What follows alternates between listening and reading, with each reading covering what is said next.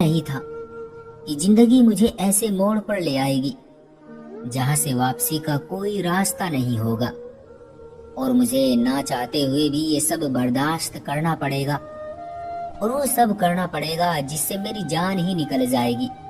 हुआ कुछ यूं कि मेरी शादी मेरी माँ ने अपनी पसंद की लड़की से करवाई।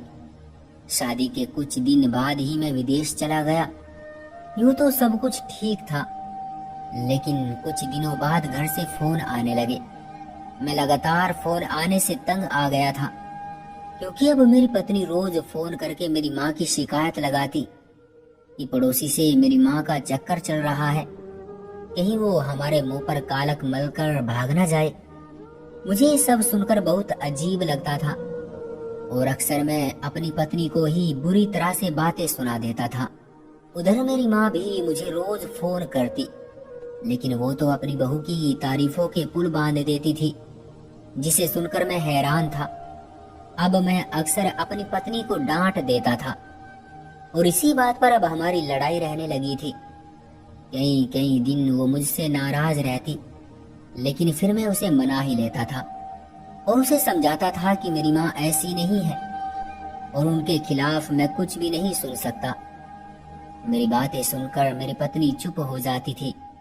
वो दबे दबे शब्दों में मुझे मेरी माँ के बारे में बहुत कुछ बताने की कोशिश करती थी, जिसे मैं इतनी जरूरी नहीं समझता था और उसकी बातों को नजरअंदाज कर देता था। लेकिन अब मेरे दिमाग में वो बातें आने लगी थी जो मैं सोचना नहीं चाहता था, वही अब मेरे दिमाग में घूम रही थी। मैं बहुत ही परेशान हो चुका था और सोचता था कि मेरी पत्नी तो मेरी माँ की शिकायत लगाती है और मेरी माँ उसकी इतनी तारीफ करती है। ऐसा कैसे हो सकता है? मुझे अब हैरानी होने लगी थी और इसी परेशानी में बहुत से दिन गुजर गए और फिर मेरी पत्नी के फोन आने बंद हो गए। अब वो माँ की कोई शिकायत नहीं करती थी। जब कभी उसका फोन आता तो मेरे हालचाल पूछकर फोन कट कर देती थी। मैं अपनी पत्नी के इस रवैये पर हैरान था कि उसे इतनी जल्दी अपनी गलती कैसे समझ आ गई। मेरी पत्नी की सब बातें और उसका उलट मेरी माँ का मेरी पत्नी की तारीफ करना, मैं अब उन दोनों के रवैये पर हैरान था। और फिर मैंने घर वापस आने का फैसला किया, क्योंकि वहां जाकर ही मुझे कुछ समझ आ सकता था आखिर मामला क्या है। लेकिन मैंने हिम्मत नहीं हारी। मुझे जब छुट्टियां मिली तो मैं बताए बिना ही घर आ गया। मैं देखना चाहता था कि मुझे अपने सामने अचानक देखने से उन दोनों के चेहरे पर क्या प्रभाव पड़ता है और वो दोनों क्या कहेंगी। मैं जैसे ही घर आया तो आगे का नजारा देखते ही मेरे होश उड़ गए, क्योंकि मेरी माँ तो बल्कि वो माँ लग ही नहीं रही थी जो पहले थी। अब तो कोई मॉडर्न औरत लग रही थी। माँ ने अपने आप को बहुत बदल लिया था, और वो भी कैसे, ये सोच उसी समय मेरे दिमाग में आई जब मैं अपनी माँ को देख रहा था। तो माँ की नजर मुझ पर पड़ी।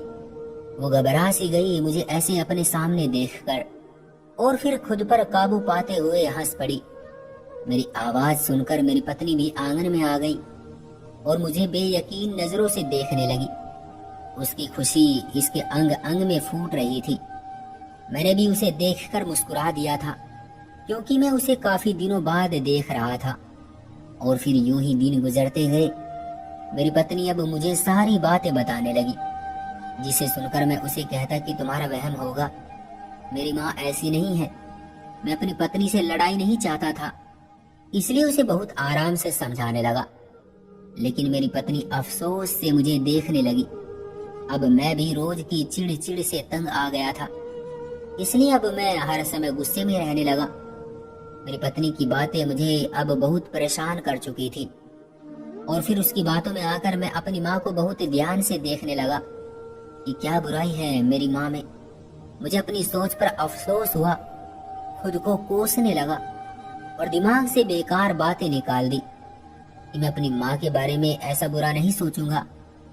मुझे लगा मैं ही पागल हूँ जो अपनी पत्नी की बातों में आ गया। मेरी पत्नी कम उम्र थी और मैं उसके छोटे होने की वजह से उसे कुछ नहीं कहता कि अभी वो छोटी है, खुद ही आहिस्ता आहिस्ता उसे समझ आ जाएगी। लेकिन मुझे खबर नहीं थी कि मामला इतना खराब हो चुका है। जब मुझे नजर नहीं आ रहा था, मैं इन सब बातों से अनजान अपनी ही पत्नी को समझा रहा था कि वो मेरी माँ के बारे में कुछ भी बुरा ना कहे। और फिर मेरी पत्नी को जैसे चुप्पी लग गई थी। अब वो किसी मामले में नहीं बोलती थी और ना ही अपनी राय देती थी। मैं भी बहुत खुश था कि चलो कुछ दिन तो सुकून मिलेगा, कुछ दिन बाद खुद ही ठीक हो जाएगी। मेरी पत्नी को अभी मेरी बातों का गुस्सा है। मैं अब घर में रहता था और घर की जिम्मेदारियां निभा रहा था। मेरी माँ मेरे आने से खुश थी, ये सिर्फ मुझे लगता था, क्योंकि मेरी माँ बहुत ही बदल गई थी। नए नए कपड़े पहनती थी और मेरी पत्नी बस घर के कामों में उलझी रहती थी। और बहुत बार मैंने अपनी पत्नी को कहा भी कि बन ठन कर रहा करो, लेकिन उसका कहना था कि अगर मैं तैयार होकर बन ठन कर रहूंगी तो फिर घर के काम नहीं कर सकूंगी। मैं उसकी ये बात सुनकर चुप हो गया था। मेरे पास बोलने को कुछ नहीं था। सही तो बोल रही थी वो, और मैं उसे कहता भी तो क्या कहता। मुझे अब दोनों का रवैया समझ नहीं आ रहा था। मुझे अब बहुत अजीब सा लग रहा था ये सब देखकर। जब मैं अपनी जॉब पर गया तो तब तो ऐसा कुछ नहीं था। घर में लड़ाई झगड़ा भी नहीं था। अब कैसे इतना सब कुछ बदल गया था। कुछ दिन गुजरे थे तो अब मुझे भी महसूस होने लगा था कि मेरी माँ कुछ ज्यादा ही घर से बाहर रहने लगी थी। मैंने ये बात इतनी नोट नहीं की थी, लेकिन अब कुछ ज्यादा ही मेरी माँ तैयार होकर बाहर जाया करती थी। मैं उनके रूप को देखकर उन्हें हैरानी से देखता रहता था कि माँ ने खुद को क्या से क्या बना लिया था। मेरी माँ तो अब वो लगती ही नहीं थी। मैं उनको अब बहुत ही अजीब नजरों से देखने लगा था। अब उन पर मुझे शक होने लगा था, जो मुझे अपनी तरफ खींच रहा था। मैंने अपनी पत्नी को इस बारे में कुछ नहीं बताया और खुद ही इस बारे में सोचने लगा। तभी दिल में आया कि मुझे अपनी माँ पर शक नहीं करना चाहिए, और फिर कभी सोचता कि एक बार देखने में क्या दिक्कत है। और फिर यूं ही करते करते मैं अपनी माँ की हरकतें नोट करने लगा। मैं जब भी अपनी माँ से बात करता था तो ऐसा लगता था कि मैं किसी और से बात कर रहा हूँ, क्योंकि माँ के बोलने में भी बदलाव आ चुका था और हर समय मेरी माँ बन ठन कर रहती थी। मेरे पिता के इस दुनिया से जाने के बाद माँ ने बनना संवरना छोड़ दिया था, लेकिन अब मुझे हैरानी होती थी उनको ऐसे देखकर। अब मेरी माँ रोज की रोज किसी न किसी बहाने से घर से बाहर रहती थी और मेरी पत्नी घर पर काम में ही लगी रहती थी। उसने अब माँ के बारे में शिकायत लगानी छोड़ दी थी। सिर्फ घर की ही कोई बात करती या अपने बारे में जो बात होती सिर्फ वही मुझसे शेयर करती। कभी कभी मेरी अंतरात्मा मुझे दोष देती कि क्या कर रहे हो, अपनी माँ पर शक कैसे। लेकिन मैं अपने दिल के हाथों मजबूर था, जो बार बार मुझे गलत होने का कह रहा था। मुझे समझ नहीं आ रहा था मेरी माँ और मेरी पत्नी में से कौन सही और कौन गलत है। मैं उन दोनों की बातों में बुरी तरह फंस चुका था। मुझे कुछ समझ नहीं आ रहा था। अजीब सी परेशानी थी। मैं अपनी माँ के बर्ताव पर हैरान था। मेरी माँ मुझसे ज्यादा बातें नहीं करती थी, क्योंकि वो घर पर ही नहीं होती थी। अब साथ वाले पड़ोसी भी माँ के बारे में अजीब अजीब बातें करने लगे थे, जो मुझसे बर्दाश्त नहीं होती थी। लेकिन मैं चुप रहता था, क्योंकि मुझे अब सच पता करना था। कोई मेरी माँ के बारे में ऐसी बात क्यों करेगा? कोई ना कोई बात जरूर होगी। अब मुझे भी पूरा पक्का शक हो चुका था। ये सब बातें सोचकर मेरे दिमाग की नसें फटने के करीब हो चुकी थी, लेकिन मुझे फिर कुछ समझ नहीं आ रहा था। मैं अपनी पत्नी से भी कुछ नहीं कह सकता था, क्योंकि मैंने ही उसे माँ के खिलाफ बोलने से मना किया था। अब अगर मैं उसे कहता तो वो मुझसे नाराज हो जाती कि पहले मैंने उसकी बात क्यों नहीं सुनी। अब मैंने एक फैसला किया कि माँ के घर से बाहर जाते ही मैं माँ के कमरे की तलाशी लूंगा। तलाशी भी चुपचाप लेना चाहता था। अपनी पत्नी को भी पता नहीं लगने देना चाहता था। अगले दिन रोज की तरह माँ घर से बाहर गई तो मैं किसी बहाने से माँ के कमरे में आ गया और कमरे में नजर इधर उधर दौड़ाने लगा। मुझे कोई चीज ऐसी नजर नहीं आई जिससे कुछ पता चल पाता। अब मेरी नजर अलमारी पर पड़ी। मैंने जैसे ही अलमारी खोली तो सामने जो नजर आया उसे देखकर तो मैं हैरान ही रह गया।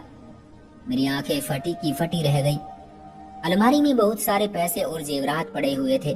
मैं हैरान था कि इतना तो मैं कमाता भी नहीं, तो फिर मेरी माँ के पास ये सब कुछ कहाँ से आया।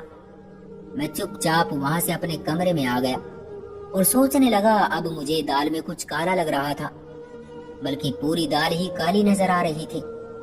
मैं पूरी तरह से शक के समंदर में डूब चुका था और अब मुझे बहुत ही बेचैनी हो रही थी। ये कैसे पता करूं कि मेरी माँ क्या करती है और कहाँ जाती है। बहुत सोचने पर मुझे एक विचार आया कि अब जब भी माँ घर से बाहर जाएगी तो मैं उनका पीछा करूंगा। मुझे अब सच जानना ही था, चाहे जो भी हो जाए। मेरी पत्नी को कुछ भी नहीं पता था कि मैं क्या सोच रहा हूँ और क्या करने वाला हूँ। उसे मैंने किसी भी बात की भनक भी पड़ने नहीं दी थी। खुद ही सब फैसले तय करके बैठा था कि मुझे क्या करना है और क्या नहीं। अगले दिन माँ रोज की तरह तैयार होकर घर से निकल गई और मैं भी पत्नी को किसी काम का कहकर माँ के पीछे निकल पड़ा। मेरी माँ की चाल ढाल भी बदल गई थी। वो किसी मॉडल लड़की की तरह चल रही थी। मैं भी उनके पीछे ही था। मैं उनका पीछा इस तरह से कर रहा था कि उनको मेरा पता न लगे कि मैं उनके पीछे ही हूँ। माँ पता नहीं कैसे कैसे अजीब रास्तों से जा रही थी जो मेरे लिए नए थे। वो एक सुनसान सी जगह थी, लेकिन मैंने हिम्मत नहीं हारी, खुद को थकने नहीं दिया और लगातार माँ का पीछा करता रहा। आखिरकार माँ एक पुराने घर के सामने रुक गई और माँ रुकने के बाद अपने आसपास देखने लगी कि कोई देख तो नहीं रहा। मैं माँ को ऐसे खड़े देखकर छुप गया था ताकि उनको मैं नजर ना आऊं। माँ खुद को तसल्ली देकर उस पुराने घर में घुस गई। मैं माँ को यूं देखकर हैरान था। चोरी छुपे यूं आना और ऐसे किसी के घर में छुप कर जाना मुझे कुछ समझ नहीं आया, लेकिन मुझे ये सब अजीब लग रहा था। कुछ तो गलत होने वाला था जो मैं नहीं जानता था। अब मैं भी इस घर में जाने को सोच रहा था। इतनी ही देर में दो हट्टे कट्टे मर्द उसी घर की तरफ जा रहे थे। मैं उन्हें देखकर रुक गया। वो देखने में अय्याश किस्म के लग रहे थे। मुझे माँ पर बहुत गुस्सा आने लगा था। मैं जो ऊपर वाले से प्रार्थना कर रहा था कि कुछ ऐसा ना निकले, लेकिन अब मुझे वही होता हुआ नजर आ रहा था जिसका मुझे डर था। यानी मेरी पत्नी मुझसे सही और सच बोलती थी और माँ के बारे में सही शिकायत लगाती थी। मैंने ही उस पर यकीन नहीं किया और उसे बुरी तरह डांट दिया था। अक्सर लड़ाई भी इसी वजह से होती थी। अब मुझे अफसोस हो रहा था कि क्यों मैं बिना वजह उस पर चीखा चिल्लाया और उसे डांटा। अब मैं भी हिम्मत करके उसी घर की तरफ चल पड़ा और घर के अंदर में बिना कोई आवाज दिए चला गया। सामने आंगन में बहुत से कमरे बने हुए थे। मैं सब कमरों को चेक करता हुआ जा रहा था, लेकिन वहां कुछ भी नहीं था। मैंने एक कमरे की तरफ देखा जहां से आवाज आ रही थी। मैं छुपकर उनकी बातें सुनने लगा और जो कुछ मुझे सुनने को और देखने को मिला मुझे तो यकीन ही नहीं हो रहा था। ये क्या हकीकत मेरे सामने आई थी। मुझे यकीन ही नहीं आ रहा था कि मेरी माँ ऐसा कुछ कर सकती थी। वहां तो बहुत सारी लड़कियां बैठी हुई थी जिनके हाथ और मुंह बंधे हुए थे। वो लड़कियां ज्यादा उम्र की नहीं थी। मेरी माँ और एक लड़का एक साथ बेड पर बैठे हुए थे और थोड़ी देर बाद 4-5 आदमी उन लड़कियों को लेकर पीछे के रास्ते से निकल गए। मेरी माँ और वो लड़का दोनों बैठे हंस रहे थे और फिर मेरी माँ उस लड़के को कहने लगी कि अब बहुत देर हो चुकी है, मुझे घर जाना चाहिए। ये सब देखते ही मैं सब कुछ समझ गया था। मेरे कदम वापस हो लिए और बिना उनको बताए मैं उस घर से बाहर निकल गया और अपने घर की तरफ चल पड़ा। मुझे नहीं पता मैं कैसे अपने घर पहुंचा और कैसे खुद को संभाला। मुझे इतना गहरा सदमा लगा था कि मैं संभल नहीं पा रहा था। मेरी हालत बहुत अजीब थी। मेरी माँ कैसे मुझसे धोखा कर सकती थी? आखिर उन्होंने ऐसा क्यों किया? मेरा खुद पर अपना बस नहीं चल रहा था। मैं कुछ सोचने की भी हालत में नहीं था। जी चाह रहा था कि अपने सर के बाल नोच डालूं। मैं बहुत ही तकलीफ महसूस कर रहा था। मुझे अब तक यकीन नहीं आ रहा था कि मेरी माँ ऐसा काम भी कर सकती है। मैं गुमसुम होकर रह गया था। थोड़ी देर बाद माँ भी आ गई और वो सीधी अपने कमरे में गई। मेरी पत्नी बार बार आकर मुझे खाने को कह रही थी, लेकिन मेरी तो सब भूख प्यास मेरी माँ ने उड़ा दी थी। अब कैसी भूख कैसी प्यास। मुझे लग रहा था कि मेरे दिमाग की नस फट जाएगी, लेकिन ऐसा कुछ नहीं हुआ। मैं बहुत तकलीफ में था। ये तकलीफ भी मेरी माँ की दी हुई थी। मुझे अपनी पत्नी पर उस समय यकीन कर लेना चाहिए था। मैं जब से माँ की असलियत देखकर आया था तब से मुझे अपनी माँ से बहुत नफरत महसूस हो रही थी। इतना घटिया काम मेरी माँ करती थी, मुझे यकीन ही नहीं हो रहा था और मैं उनको बहुत ही अच्छी और संस्कारी समझता था। मेरी माँ के जैसा कोई नहीं, मेरी माँ ऐसा नहीं कर सकती। ये शब्द बार बार मैं अपनी पत्नी से कह रहा था। मेरा यकीन, मेरा गुरूर, मेरा गर्व सब कुछ मिट्टी में मिल चुका था। मेरा जो भरोसा था अपनी माँ पर था, वो किरची किरची हो गया था। इतनी तकलीफ मुझसे बर्दाश्त नहीं हो रही थी। मेरी पत्नी अब मेरी हालत देखकर परेशान हो चुकी थी और बार बार मुझसे पूछ रही थी कि आखिर क्या हुआ है। अब मैं उससे क्या कहता। मेरा गुरूर, जो मेरी माँ थी, वो भी टूट चुका था। और फिर पत्नी के बार बार पूछने पर मैंने उसे सब कुछ बता दिया। सब हकीकत बताकर मैं फूट फूट कर रोने लगा। मेरी पत्नी ने मुझे रोने दिया ताकि सारा गुबार निकल जाए और मेरे दिल को थोड़ा सुकून मिल जाए। मेरी पत्नी ने मेरा बहुत साथ दिया, मुझे संभालने लगी। मुझे दिमागी तनाव से निकालने में उसका बहुत बड़ा हाथ था। उसकी वजह से मैं अब नॉर्मल जिंदगी गुजार रहा हूँ, वरना कभी भी मैं ठीक नहीं हो पाता था। मैंने अपनी पत्नी को सब कुछ बता दिया। मैंने उसे कहा कि मेरी माँ कम उम्र और गरीब लड़कियों को पैसों का लालच देकर उन्हें एक गलत काम करवाने वाले गिरोह के हाथों अच्छे दामों में बेचती है और इस तरह मेरी माँ इतने पैसे कमाती है और उन्होंने ये अपना धंधा बना रखा है। और जिनके हाथों लड़कियों को बेचती है उनमें से एक आदमी के साथ मेरी माँ के गलत संबंध भी है। ये सब मेरे लिए बर्दाश्त से बाहर था। मेरी माँ के पास बहुत पैसा और जेवरात कैसे आए थे? इन सब सवालों का जवाब माँ की सच्चाई जानकर पता चल गया था। कुछ दिन तो मैं अपने होश में ही नहीं था, क्योंकि मेरे दिमाग को बहुत बड़ा झटका लगा था जिसे संभालने में समय लगना था। और हमने माँ को ये नहीं बताया था कि मुझे और मेरी पत्नी को सब पता लग चुका है। मेरी पत्नी तो सिर्फ शक करती थी, क्योंकि मेरी माँ रोज रोज नए कपड़े पहनती थी और मेरी पत्नी को घर की नौकरानी बना रखी थी। तभी मेरी पत्नी को माँ पर शक हो गया था और वो बार बार मुझे फोन करके यही बताना चाहती थी और मैं आगे से उसे डांट देता था। और मेरी माँ ने ऐसा ड्रामा किया कि मुझे अपनी तरफ कर कर रखा था कि बेटा तो मुझे गलत समझेगा नहीं, इसलिए मेरे सामने मेरी पत्नी की तारीफ किया करती थी ताकि मैं माँ को गलत न समझूं और मेरा शक भी माँ पर न जाए। मेरी माँ ने बहुत ही घटिया काम किया था जिस पर उन्हें कोई शर्मिंदगी नहीं थी। ऐसे लोगों को ऊपर वाला कभी माफ नहीं करता जो दूसरों की जिंदगी बर्बाद करते हैं। उन मासूम लड़कियों का क्या कसूर था जिन्हें ये दरिंदे लोग पैसे के लालच में बेच देते हैं? कितने घर ये लोग बर्बाद कर चुके हैं। इन लोगों को जिंदा रहने का कोई हक नहीं है, जो इतने दरिंदे बन चुके थे कि उनको पता ही नहीं होता वो क्या कर रहे हैं और कितनी लड़कियों की जिंदगी के साथ खेलकर अपना पैसा और अपना काला धंधा चमका रहे होते हैं।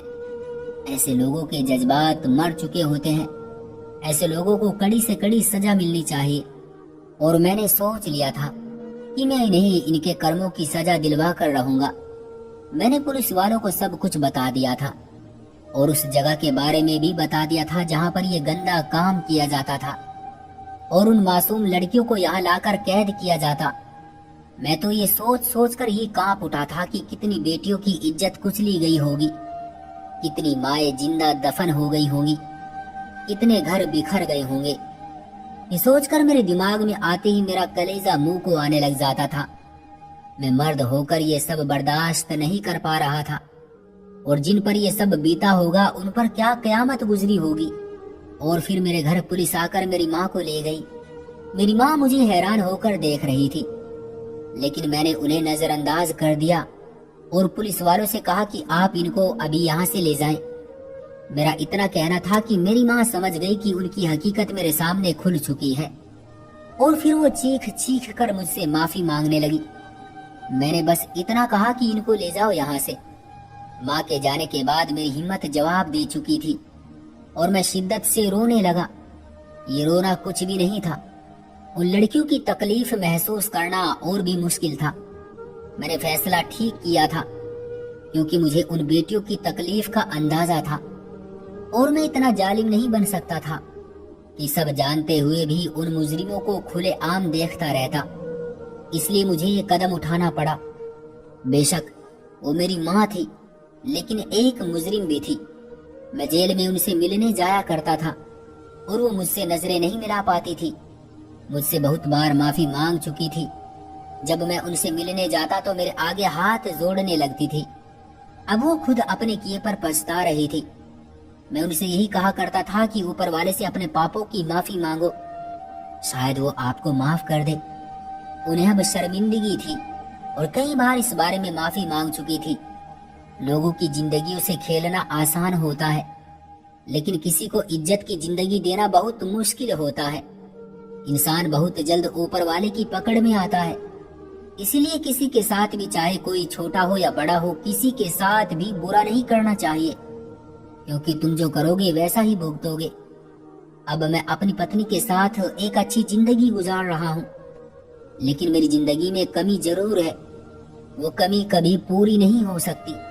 काश ये सब ना होता तो मेरी माँ मेरे पास होती, लेकिन कभी किसी का काश पूरा